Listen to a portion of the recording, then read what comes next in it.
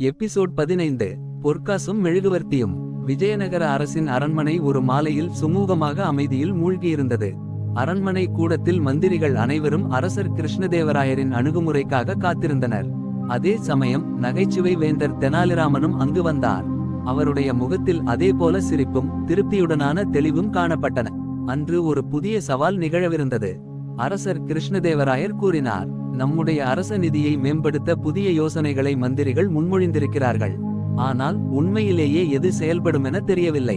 இந்த சந்தர்ப்பத்தில் எந்த யோசனையும் நமக்கு விலையுயர்ந்த பொற்காசுகளை சேமிக்க உதவ வேண்டும். மந்திரிகள் ஒவ்வொருவரும் தங்கள் யோசனைகளை விவரிக்கத் தொடங்கினார்கள். சிலர் வரி திரட்டும் முறைகளை மாற்ற வேண்டும் என்றனர். சிலர் ஆட்சி செலவுகளை குறைக்க வேண்டுமென்றனர். இதை எல்லாம் கேட்டு வந்த ராமன் சிரித்தபடி கூறினார், நான் ஒரு சின்ன விளக்கத்துடன் இதற்கு தீர்வு காண முடியும் மகாராஜா. அரசரும் மந்திரிகளும் ஆச்சரியத்துடன் ராமனை கேட்டனர். எந்த விளக்கம்? எப்படி தீர்வு காண முடியும்? ராமன் சில பொற்காசுகளையும் ஒரு எரியும் மெழுகுவர்த்தியையும் கொண்டு வந்து அரசரின் முன் வைத்தார். இதோ என் சோதனை, ராமன் கூறினார்.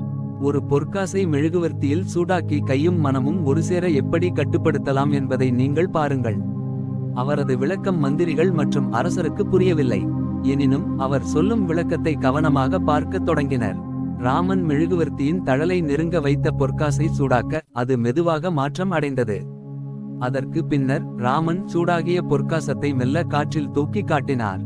இந்த தந்திரம் எதற்கென்றால், ராமன் சிரித்தபடி விளக்கினார், ஒரு நபரின் துல்லியமான வேலை மற்றும் வெறுமையான ஆசை இந்த எரியும் மெழுகுவர்த்தியைப் போல.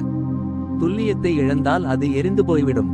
அரசர் இதை கேட்டு ஆச்சரியமடைந்தார். இது நகைச்சுவையுடன் ஒரு சிறந்த போதனை. நிதி செலவுகளை குறைக்கவும் துல்லியமாக அதை உபயோகிக்கவும் நாம் அனைவரும் கற்றுக்கொள்ள வேண்டும் என்றார்.